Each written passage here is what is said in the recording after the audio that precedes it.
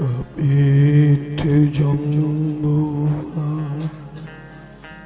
चारु भक्षु उमाशुतं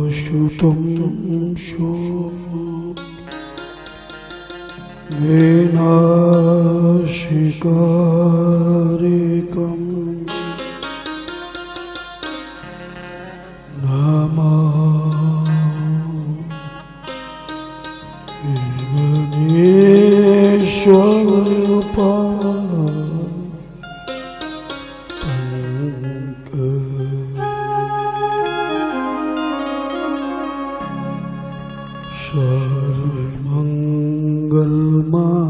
सर्वमंगलमांगल्ये शिवे सर्वार्थ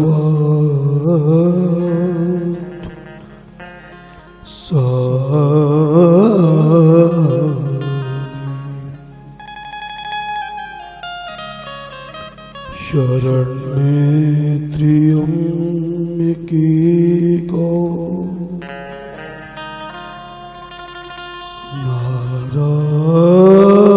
नारायणी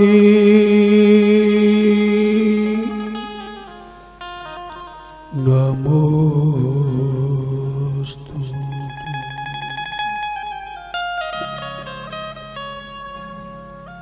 गुरुर्ब्रह्मा गुरुर्विष्णुः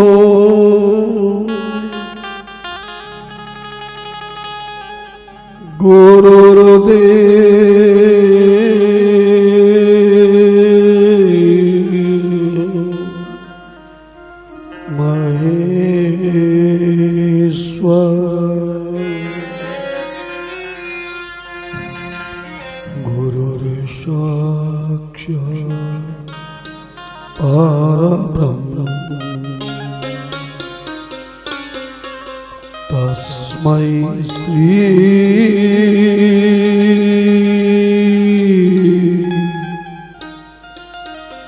गुरुवे नमः। वन्दे देव उमापतिं सूर्यगुरुं वन्दे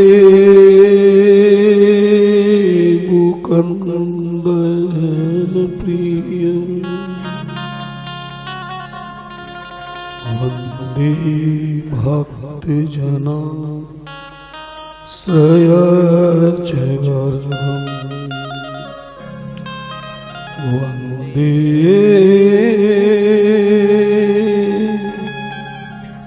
शिवं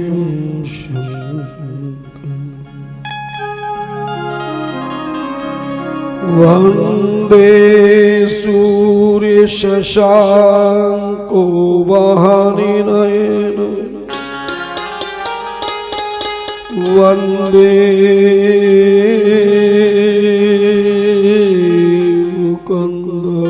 मुकुन्दप्रियं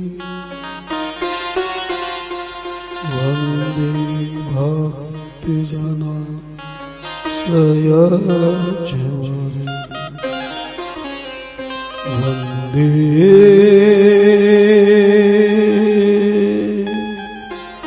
शिवं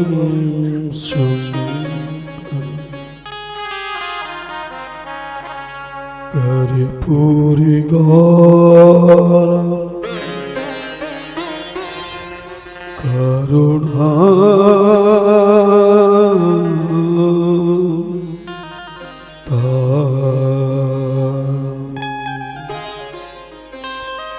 संसार सार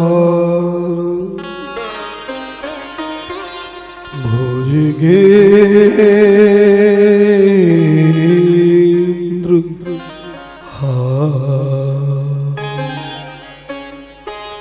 सदा वसन्तं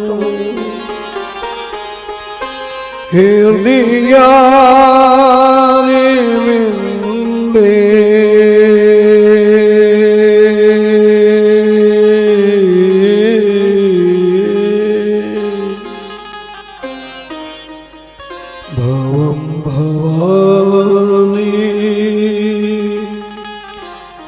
सहितं नमामि भवं भवानी सहितं नमामि भवं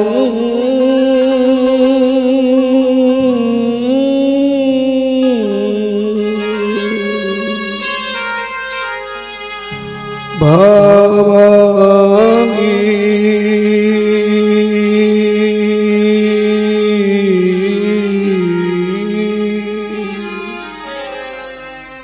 सहितं नमामि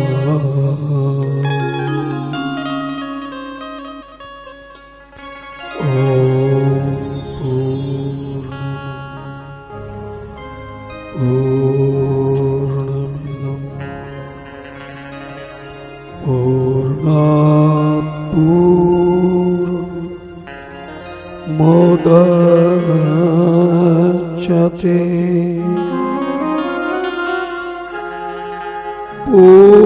पूर्णस्य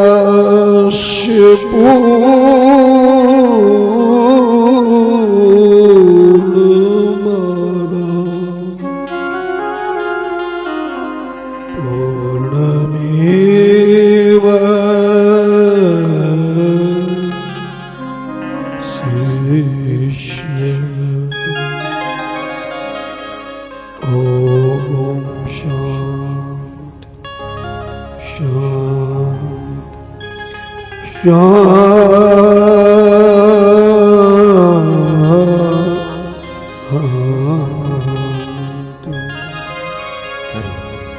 सभी श्रद्धालु भक्तगण अपने कष्टों को पापों को दूर करने के लिए दोनों हाथों को जोड़कर भगवान शिव की वंदना रुद्राष्टकम में अपना ध्यान लगाएं।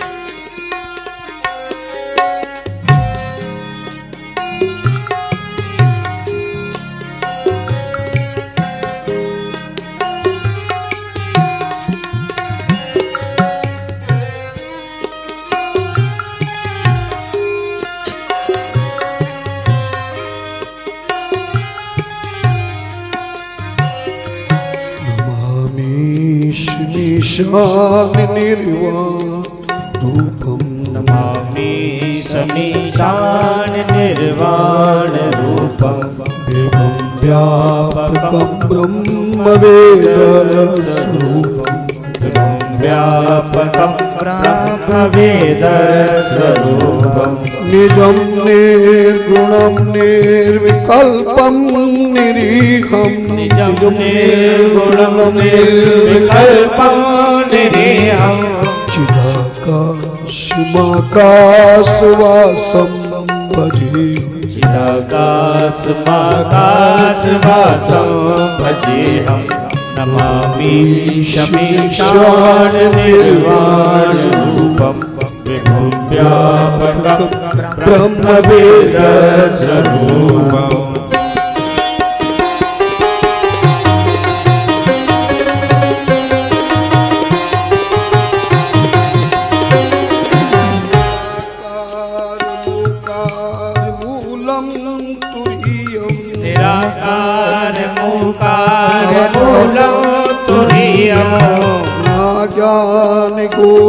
ज्ञानगोतीतमीशं गिरीशं ज्ञानगोतीतमीशं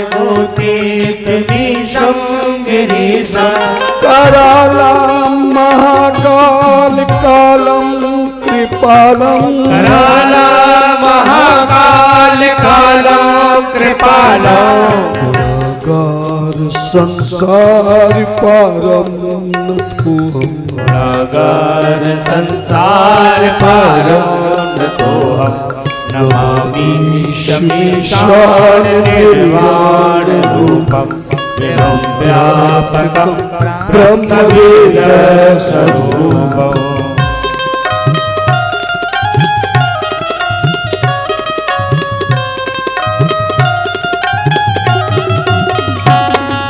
तुषाराद्रिशङ्काश घोरं गम्भीरम् तुषाराद्रिशङ्काश घोरं गम्भीरम् मनोभूतिकोटि प्रभासी शरीरम् मनोभूतिकोटि प्रभासी शरीरम् स्फुल्मालिकल्लोलिनी चारु गंगा स्फुल्मालिकल्लोलिनी चारु गंगा सद्भा वाले दुकंठे भुजंगा लसद्भाल वाले दुकंठे भुजंगा नमामि शमीशान निर्वाण रूपम विभुं व्यापकं ब्रह्मवेद स्वरूपम्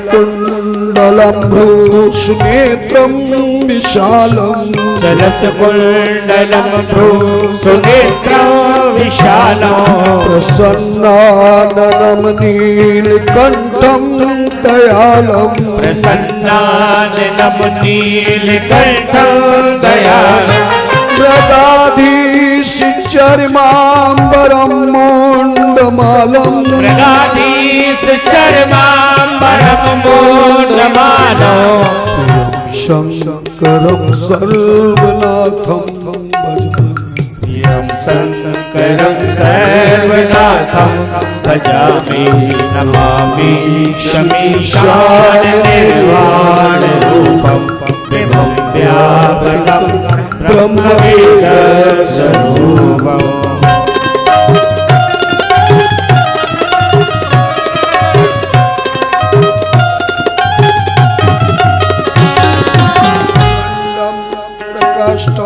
प्रगल्भं परेशं चन्दं प्रकष्टं प्रगल्भं परेशम् अखण्डम् अजं भानुकोटि प्रकाशम् अखण्डं अजं भानुकोटि प्रकाशम् त्रये शूलि निर्मूलि नम शूलि पाणि शूल निर्मूल नम शूल पाणि भवानी पति भजेऽहं भवानी पतिं भावगम्यं नमामि शमीशान निर्वाण रूपं विभुं व्यापकं ब्रह्मवेद स्वरूपम्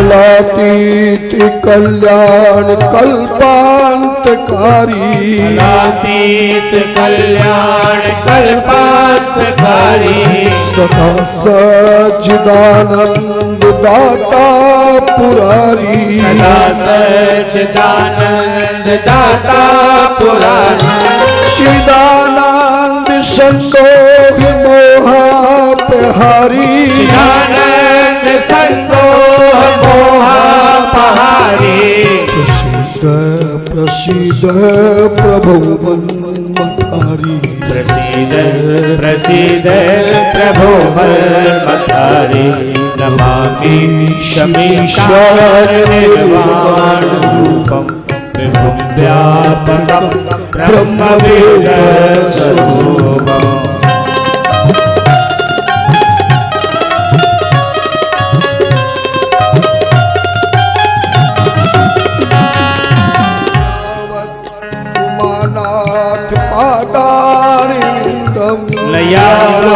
लयावदुमानाथ पादारविन्दं भजन्ति लोके परे वानराणाम् भजन्ति लोके परे वानराणाम् न तावा सुखं शान्ति संतापनाशम् तावा सुखं शान्ति संतापनाशम् प्रसीद प्रभु सर्वभूतादिवासम्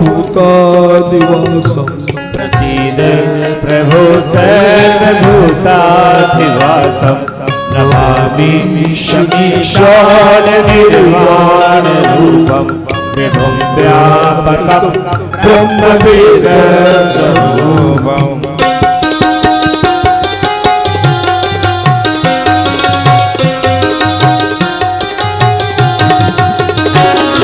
न जानामि योगं जपं नेवि पूजा जानामि योगं जपं नेवि पूजा नतोऽहं सदा सर्वदा सम्भुतोऽभ्यं नतोऽहं सदा सर्वदा सम्भुतोऽभ्यं जरा जन्म दुःखोदताप्यमानं जरा जन्म दुःखोदताप्यमानो प्रभो पायापं नमामि प्रभो पायापं नमामि नमामि ईशान निर्वाण रूपं नमामि ईशान निर्वाण रूपं विभुं व्यापकं ब्रह्मवेद व्यापकं ब्रह्मवेद स्वरूपं विभुं व्यापकं ब्रह्मवेद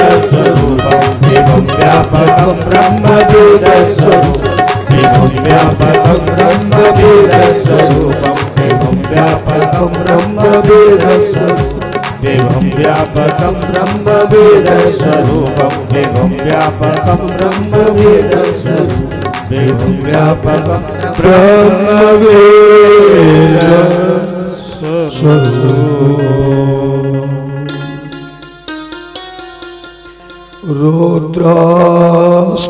रौद्राष्टिकमिदं प्रोक्तं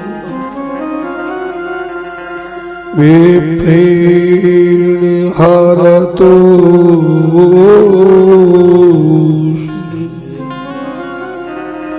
ये पठन्ति नरा भक्त्या तेषां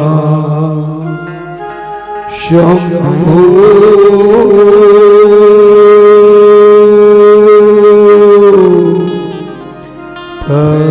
प्रसीद तेषां शम्भो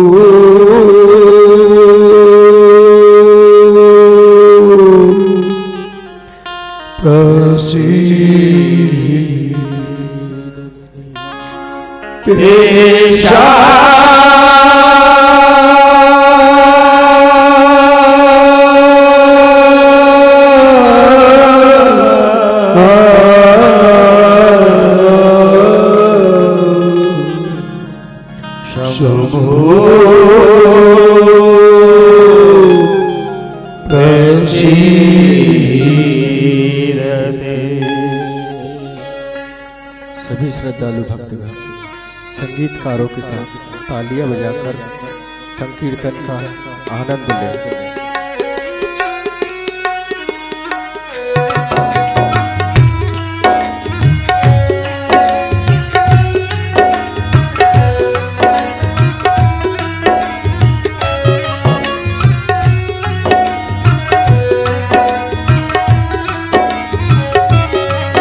गुरुदेव तुम्हारी जय हो, गुरुदेव तुम्हारी जय हो, महादेव तुम्हारी जय हो, महादेव तुम्हारी जय हो, गुरुदेव तुम्हारी जय होवे, गुरुदेव तुम्हारी जय होवे, महादेव तुम्हारी जय होवे, महादेव तुम्हारी जय होवे, गुरुदेव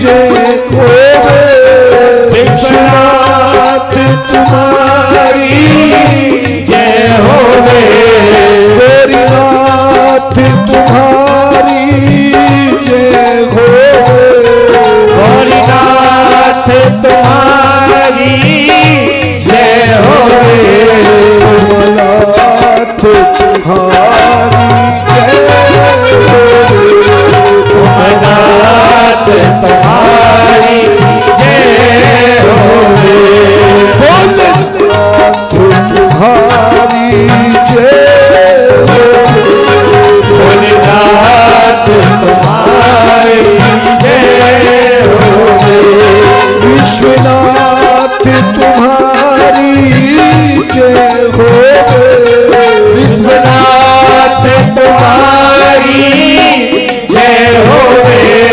गौरीनाथ तुम्हारी जय होवे, गौरीनाथ तुम्हारी जय होवे, उमानाथ तुम्हारी जय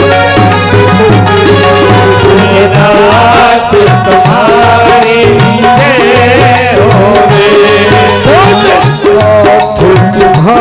तुम्हारी जय होवे, भोलेनाथ तुम्हारी जय होवे, भोले शंकर तुम्हारी जय होवे, भोले शंकर तुम्हारी जय होवे, गौरी शंकर तुम्हारी जय होवे, गौरी शंकर तुम्हारी जय होवे, उमा शंकर तुम्हारी जय होवे, उमा शंकर तुम्हारी जय होवे, शिव शंकर तुम्हारी जय होवे, शिव शंकर तुम्हारी जय होवे, भोले शंकर आनंद तुम्हारी लीजिए, भोले शंकर तुम्हारी जय होवे, भोलेनाथ तुम्हारी जय होवे, भोलेनाथ तुम्हारी जय होवे, दीनानाथ तुम्हारी जय होवे, दीनानाथ तुम्हारी जय होवे, नाथ तुम्हारी जय होवे, मेरे नाथ तुम्हारी जय होवे, भोलेनाथ तुम्हारी जय होवे, भोलेनाथ तुम्हारी जय होवे, विश्वनाथ तुम्हारी जय होवे, तुम्हारी जय होवे, अमरनाथ तुम्हारी जय होवे, अमरनाथ तुम्हारी जय होवे, जगन्नाथ तुम्हारी जय होवे, भोलेनाथ तुम्हारी जय होवे, भोलेनाथ तुम्हारी जय होवे, दीनानाथ तुम्हारी जय होवे, जगन्नाथ तुम्हारी जय होवे, विश्वनाथ तुम्हारी जय होवे, विश्वनाथ तुम्हारी जय होवे, गौरीनाथ तुम्हारी जय होवे, गौरीनाथ तुम्हारी जय होवे, उमानाथ तुम्हारी जय होवे, उमानाथ तुम्हारी जय होवे, शंकरनाथ तुम्हारी जय होवे, गौरीनाथ तुम्हारी जय होवे, बद्रीनाथ तुम्हारी जय होवे, गौरीनाथ तुम्हारी जय होवे, जगन्नाथ तुम्हारी जय होवे, जगन्नाथ तुम्हारी जय होवे, अमरनाथ तुम्हारी जय होवे, अमरनाथ तुम्हारी जय होवे, भूतनाथ तुम्हारी जय होवे, भूतनाथ तुम्हारी जय होवे, मेरे नाथ तुम्हारी जय होवे, मेरे नाथ तुम्हारी जय होवे, भोलेनाथ तुम्हारी जय होवे, भोलेनाथ तुम्हारी जय होवे, भगवान तुम्हारी जय होवे, भगवान तुम्हारी जय होवे, महादेव तुम्हारी जय हो, महादेव तुम्हारी जय हो, महादेव तुम्हारी जय हो, महादेव तुम्हारी जय हो, महादेव तुम्हारी जय हो, महादेव तुम्हारी जय हो, महादेव तुम्हारी जय हो। हरे हरे महादेव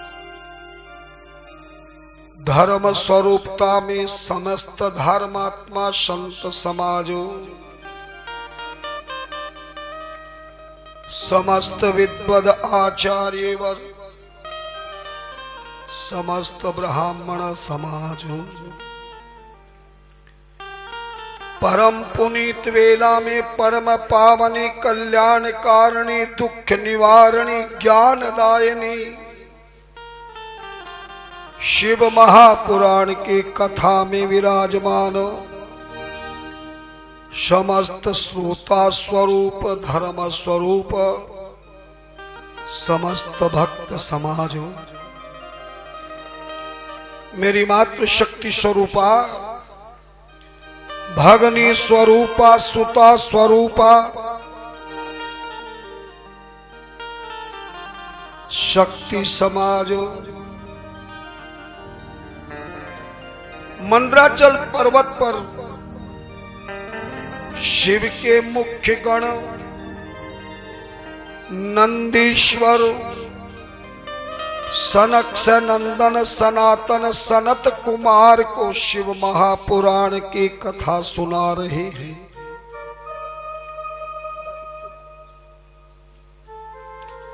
और यही कथा ब्रह्मलोक में ब्रह्मा जी नारद को सुना रहे हैं। और यही कथा मृत्युलोक के नैमिषारण्य तीर्थ में सोनक आदि 88,000 ऋषियों को सूत जी महाराज कथा सुना रहे हैं। और वही हम षष्ठम दिन की कथा अपनी वाणी के द्वारा परम पवित्रता कल्याण की भावना से हम प्रारंभ करते हैं। आज ऋषियों ने प्रश्न किया, प्रभु संसार के लोग अपने घर में भी मंदिर बनाते हैं, नगर में भी मंदिर बनता है, मोहल्ले में भी मंदिर की पूजा करते हैं, तीर्थों में भी अपने धर्म कर्म बुद्धि के अनुसार समय अनुसार शक्ति अनुसार ज्ञान ध्यान सम्मान के अनुसार समस्त हिंदू सनातन धर्म में कलिकाल के भक्त धर्म कर्म प्रतिदिन करते हैं। पर जितने धर्म कर्म करने वाले हैं वो तो दुखी हैं, और जो रात दिन पाप कर्मों में लगे हैं वो परम सुखी हैं। और एक और प्रश्न है प्रभु, एक को डाल, व्यक्ति का संसार का किसी भी कार्य में मन लग जाता है, हरिओम, एक को नहीं समझता, हाँ समझता है, हम इक्को के लिए कह रहे तो और कुछ कर रहा है, वो एक इसके साथ बिठाओ किसी को, हाँ अब छेड़ो मत, केवल इक्को लगाना बस। हर हर महादेव हरे हरे महादेव हरे हरे महादेव।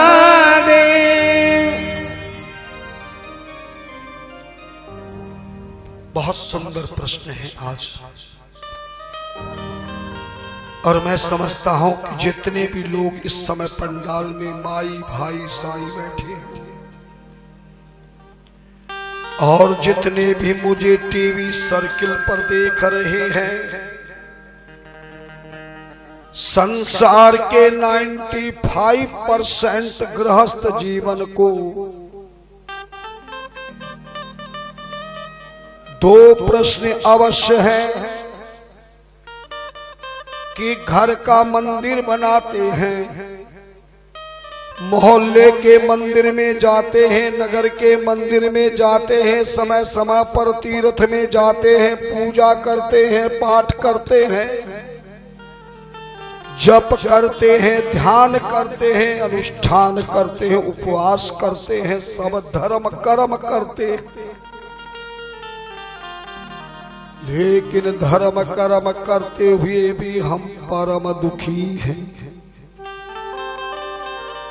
और कभी कभी तो बनाया,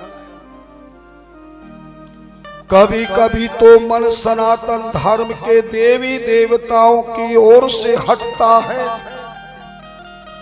कि हम धर्म कर्म करने वाले दुखी हैं, और ये जो लोग रात दिन पाप कर्मों में लगे हैं वो सुखी हैं। सच बताओ, आप जितने बैठे आपके मन में भी प्रश्न है ना? इसके दो उत्तर दे रहे हैं सूत जी महाराज, और वही उत्तर दे रहे हैं जो ब्रह्मा जी नारद को दे रहे हैं, वही उत्तर दे रहे हैं जो नंदीश्वर सनकादि ऋषि को दे रहे हैं, और हम भी आपको वही उत्तर दे रहे हैं। पहला कारण है, जो भी इस संसार में स्त्री पुरुष बनकर के ब्रह्मचारी, गृहस्थी, वानप्रस्थी और संन्यास आश्रम के द्वारा जो इस मानव जीवन को चला रहे हैं, वे सब के सब यहाँ पर कर्म भोगने के लिए आए हुए हैं। और 3 प्रकार के कर्म होते हैं। कितने प्रकार के? 3 प्रकार के कर्म होते हैं। पहले कर्म का नाम है प्रारब्ध कर्म, और दूसरे कर्म का नाम है संचित कर्म, और तीसरे कर्म का नाम है क्रियामाण कर्म। ये जो प्रारब्ध कर्म है, पहला कर्म, प्रारब्ध कर्म का अर्थ होता है पिछले जीवन में जितने भी शरीर हमने धारण किए, और उन शरीरों के द्वारा जो भी अच्छा और बुरा, पाप और पुण्य जो भी पिछले जन्मों से हमारे हुए हैं, उन सभी कर्मों को प्रारब्ध कर्म करते हैं। दूसरा जो संचित कर्म है, संचित कर्म उसको कहते हैं कि माता के गर्भ से जन्म लेकर इस संसार में रहते हुए मरने तक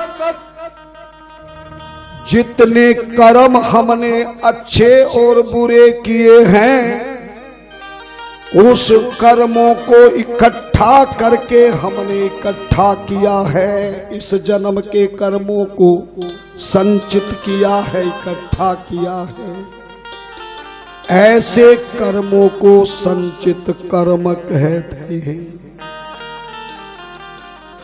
और क्रियामाण कर्म वो कहलाता है कि जिस कर्म को हमने किया और उसका फल हमें परमात्मा ने तुरंत दे दिया, ऐसे कर्म को क्रियामाण कर्म कहते हैं। अगर ऐसे समझ में ना आई हो तो मैं तुम्हें तुम्हारी भाषा में समझाता हूं। बैंक में 3 प्रकार का, संसार में मनुष्य के पास 3 प्रकार से धन होता है। एक वो धन जो तुम्हारे बुजुर्गों ने, माता पिता ने इकट्ठा करके जमीन जायदाद सोना चांदी और बैंक में छोड़कर गए, और हमने अपनी कमाई में से बैंक में फिक्स डिपॉजिट कर दिया है। ये जो पीछा फिक्स डिपॉजिट हमारा है, इसको महाराज प्रारब्ध कर्म कहते हैं। यानी कमा करके हमने जमा कर दिया, पर उसमें से हमें कुछ भी प्राप्त नहीं हुआ। वो तभी होगा जब बैंक के नियम के अनुसार समय होगा। दूसरा, एक सेविंग खाता होता है ना। हमने कमाया और सेविंग अकाउंट में हमने डाल दिया, पर हमने उसको निकाला नहीं, निकाल भी नहीं सकते जब तक बैंक का चेक या विड्रॉ फॉर्म या एटीएम आपके पास बैंक का नहीं होगा, तब तक आप उस धन को नहीं निकाल सकती। और एक धन वो है जो आपके घर के तिजोरी में रखा है, जो आपकी जेब में रखा है, बटुए में रखा है, पर्स में रखा है, आपके घर के लॉकर में जो रखा है, उस धन के लिए ना तो आपको बैंक जाने की आवश्यकता, ना अकाउंट का विड्रॉ फॉर्म चेक आदि नहीं लेना, ना ही कोई एटीएम की आवश्यकता है। बटुआ खोलो, खर्च कर दो, लॉकर खोलो, निकाल लो। जैसे 3 प्रकार का धन मनुष्य के पास सरकार के माध्यम से हमें आदेश दिया है। किसके आदेश से घर में रख सकते हो? अपने आदेश से नहीं। जरा 2 लाख रुपए से ज्यादा रखकर दिखाओ, किसी को लेकर दिखाओ, फिर मोदी जी के जादू में ऐसे फंस जाओगे कि निकलना मुश्किल हो जाएगा। थोड़ा प्रारब्ध कर्म वो कर्म है जो पिछले जन्म में हमने अच्छे और बुरे जो कर्म किए हैं, उनको हमने फिक्स डिपॉजिट में परमात्मा के पास छोड़ दिया है। अभी वो कर्म का फल परमात्मा ने हमें नहीं दिया।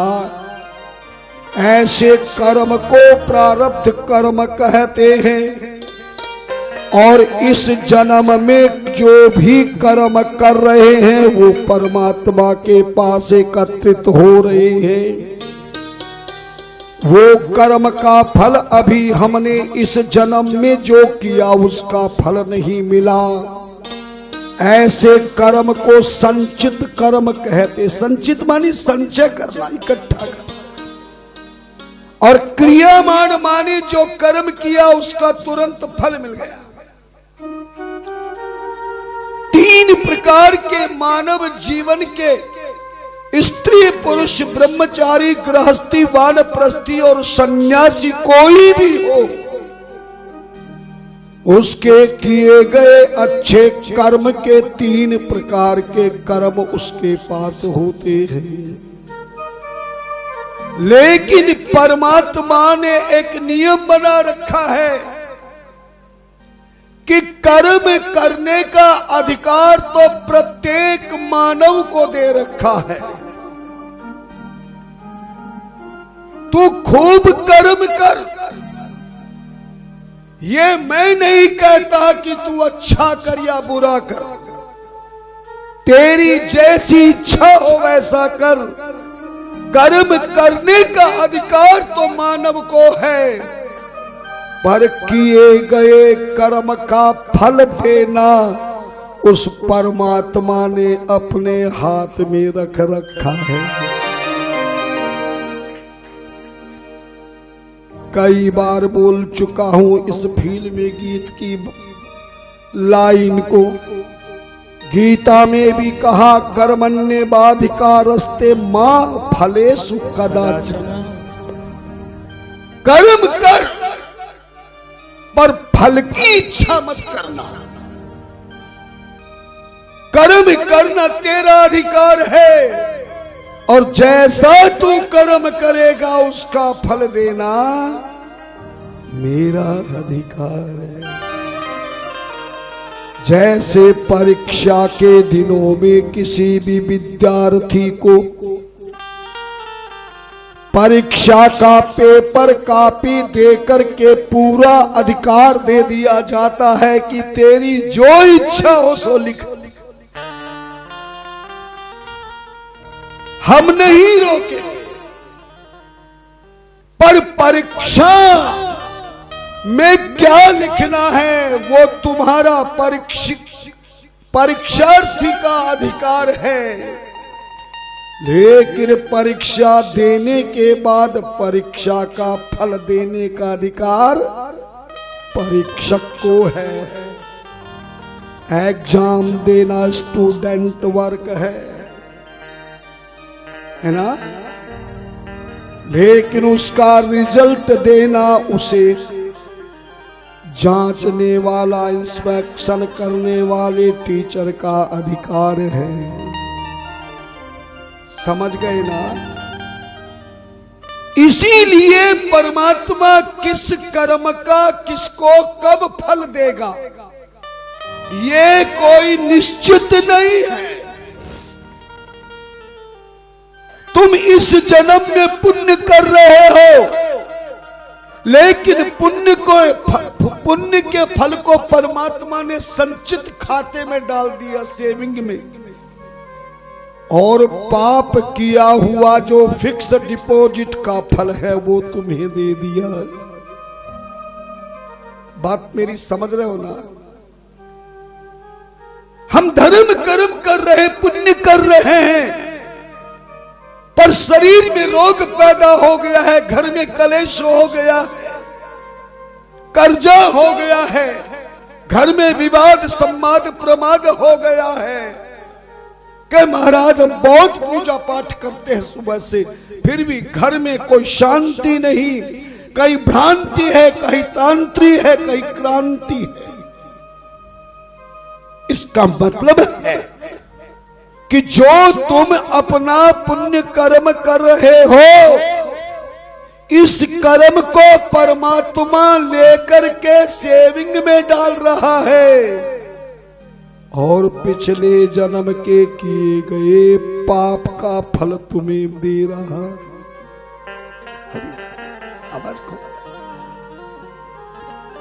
बात समझ गए ना?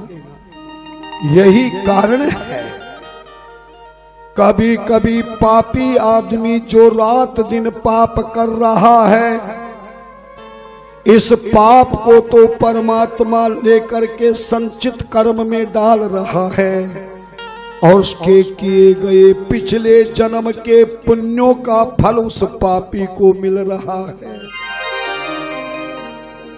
ध्यान देना।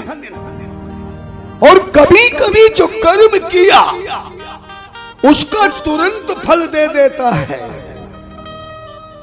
एक वृक्ष होता है, एक पौधा होता है जो उगते ही हमारे काम आ जाता है। जैसे मेथी का पौधा हो, चने का पौधा हो, है ना, जैसे ही पत्ते उगेंगे, तुलसी का पौधा हो, जैसे ही तैयार होगा हम उसका प्रयोग करेंगे। पर आम का वृक्ष अगर लगाया तो आपको उगते ही फल प्राप्त नहीं होगा। इसमें को डलवा इससे। हर हर महादेव, हर हर महादेव, हरे हरे महादेव, सूत जी महाराज कहते हैं कि ऋषियों, इसलिए ज्ञानी पुरुष जानते हैं, आपने देखा होगा बड़े बड़े संत, योगी, तपस्वी, पंडित और पुजारी जो जीवन भर तपस्या करते हैं, लेकिन उनकी मृत्यु जब होती है तो ऐसे कठोर दुख में होती है जिससे साधारण भक्त के मन में शंका पैदा हो जाती है। कहता है कि जीवन भर इतना पुण्य किया पर मरते समय कई साल तक डायलिसिस पे पड़ा रहा, कैंसर में लगा रहा। और देखना अधिकतर पुण्यात्मा जितने होंगे, संत महात्मा, योगी, तपस्वी, उनका अंतिम समय में बहुत कष्ट होता। तब लोग शंका करते हैं, जिसकी मृत्यु से पहले या मृत्यु के समय में अधिक कष्ट हो रहा है, कई सालों तक दुख पाकर के मृत्यु प्राप्त हुई है, तो समझने ला कि जितना भी पिछले जन्म का पाप था, परमात्मा उसको कहता कि तू सारा भोग ले और तू खरे सोने की तरह प्राण त्याग कर तेरी जीवात्मा मेरे चरणों में आएगी, तो फिर आवागमन के झंझट से तुझे छुटकारा प्राप्त हो जाएगा।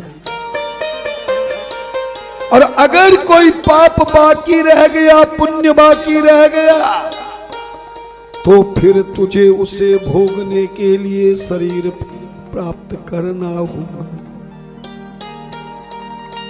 इसलिए ध्यान देना, हमें इन्हीं बातों का सदैव ध्यान रखना है। अगर धर्म कर्म करते हुए भी हमें कष्ट हो रहा है, परेशानी हो रही है, घटनाएं दुर्घटनाएं घट रही है, तो घबराना नहीं। वो परमात्मा हमारे पिछले जन्मों के पापों का फल दे रहा है, पर जो तुमने इस जन्म में किया है उसको इकट्ठा करेगा। अब फल कब देगा यह उसी के हाथ में। बात समझ गई ना? सूत जी कहते पहला कारण तो यही है, और दूसरा कारण कष्ट का इसलिए है, मैंने पीछे भी बताया था, गीता का श्लोक समझाया था। कृष्ण भगवान कहते ये शास्त्र विधि उत्सर्जे वर्तते काम कारतः न सिद्धि वापनोति न सुखम न पराम गति। कृष्ण भगवान 16वें अध्याय के 23वें श्लोक में कहते हैं ये शास्त्र विधि उत्सर्जे, जो शास्त्र विधि को त्याग कर वर्तते काम करते हैं, मनमाने काम करते हैं, इसलिए न सिद्धि वापनोति, उन्हें उस धर्म कर्म का फल प्राप्त, और जब नहीं होता तो न सुखम न परम गति, न उन्हें सुख प्राप्त होता है न परम गति प्राप्त होती है। यही बात ब्रह्मा जी शिव महापुराण में नारद को समझा रहे हैं, जिसे सूत जी महाराज ऋषियों को बता रहे हैं। यो वैदिकम अनाद्रत कर्मिष्मार्तम मथापिवा अन्नत समाचारेण मृत्यु न संकल्प फलम भवे। सूत जी कहते हैं ब्रह्मा ने कहा यो वैदिकम अनाद्रत कर्म स्मार्तम अथापिवा, जो भी संसार के स्त्री पुरुष संत योगी पंडित पुजारी पापी आत्मा धर्मात्मा जो भी हैं, यो वैदिकम अनादृत, जो वेद और स्मृति के विधान को छोड़कर, वेद स्मृति के ज्ञान को छोड़कर, वेद स्मृति के सम्मान को छोड़कर, स्मार्तमथा अन्यत समाचरे मृत्यु न संकल्प फलम भवे। धर्म शास्त्रों के विधि विधान का अनादर करने के कारण ही मनमाने ढंग से मंदिर बनाना, मनमाने ढंग से पूजा पाठ जप तप यज्ञ हवन अनुष्ठान आराधना साधना उपासना जो करते हैं, उन्हें किसी प्रकार का कोई फल प्राप्त नहीं होता। और यही बात रामचरितमानस में तुलसीदास जी महाराज ने लिखा है, और इस बात को उत्तर कांड में काकभूषण जी गरुड़ जी को बता रहे हैं। श्रुति सम्मत हरि भक्ति पथ, श्रुति सम्मत हरि भक्ति पथ, संजुत विरत विवेक, तेन चलहि नर मोह बस, कल्पहि पंथ अनेक, कल्पहि पंथ अनेक। श्रुति सम्मत हरि भक्ति पथ, जो श्रुति शास्त्र वेद शास्त्रों की सम्मत द्वारा जो हरि की भक्ति का ज्ञान ध्यान सम्मान दिया है, संसार का व्यक्ति मोह अवस्थे न चलहि नर मोह अवस्था, अपनी बुद्धि से मनमाने ढंग से मंदिर की पूजा करता, पाठ करता, जप करता है, दान करता है, तीर्थ करता है, पर बिना विधि विधान के किए गए, शास्त्र सम्मत के बिना किया गया कोई भी धर्म कर्म का फल प्राप्त नहीं होता। कोई विद्यार्थी प्रश्न का उत्तर तो सही दे नहीं, और पूरी कॉपी भर के आ जावे तो उसको नंबर मिलेगा क्या है? इसलिए पहला कारण है प्रारब्ध संचित और क्रियामान कर्म के द्वारा दिया गया फल परमात्मा के द्वारा हमें कष्ट मिलता है धर्म कर्म करते हुए भी। और दूसरा, जितने भी कलिकाल के भक्त हैं, गृहस्थियों में 95% 95% ऐसे ग्रस्त हैं जिनको ना मंदिर बनाना आता है, ना पूजा करना आता है, ना पाठ करना आता है, ना माला जाप करना आता है, ना भोजन बनाना आता है, ना खिलाना आता है, ना खाना आता है। मेरी बात को सुन करके आपके हृदय में कभी कभी चोट लगती होगी,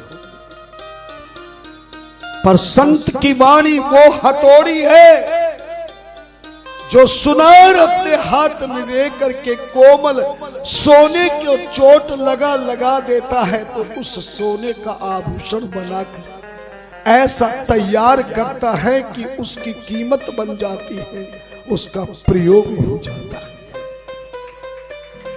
वरना सोने की कोई कीमत नहीं। तुम्हारा पतिदेव 20 ग्राम का बिस्कुट लाके उसमें मोटी चैन डाल के कहे कि मैडम लो ये पहन लो, मैं अपनी ओर से लेके आया हूं, तो पहन लोगी क्या? बोलो ना। 20 ग्राम का सोना आपके काम का नहीं। मगर 5 ग्राम की अंगूठी आपको बहुत अच्छी लगती है। आज बना नहीं तेरा माइक बिल्कुल। वो दूसरा वाला आता था, कहाँ चला गया वो बैग वाला? हाँ जरा उसको बुलाओ, इसकी अभी शादी नहीं हुई बेचारे। हाँ जब तक शादी ना होती आदमी का दिमाग काम नहीं करता। हाँ जरा उसको बुलाओ। हर हर महादेव, हर हर महादेव, हरि हरि महादेव। बात समझ गए ना?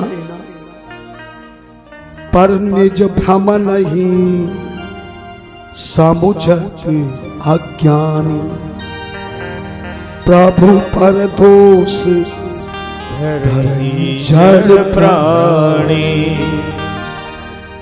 लेकिन हम अपनी गलतियों को स्वीकार नहीं करते। दूसरों में गलती तो नजर आती है, पर तुम्हें अपनी गलती नजर नहीं आती। बस यही कारण है कि धर्म कर्म करते हुए भी हमें उस धर्म कर्म का फल प्राप्त नहीं हो रहा। अचानक नारद जी ने ब्रह्मा को टोक दिया। अचानक कृष्ण भगवान को अर्जुन ने टोक दिया। अचानक काकभूषण जी को गरुड़ जी ने टोक दिया। बोले आपकी एक बात हमें बहुत अच्छी लगी, पर दूसरी बात हमें नहीं हजम हो रही है। इस हाजमे की गोली आपको हमें देनी पड़ेगी। आप कह रहे कि विधि विधान से, शास्त्रों के विधि विधान से पूजा पाठ जप तप यज्ञ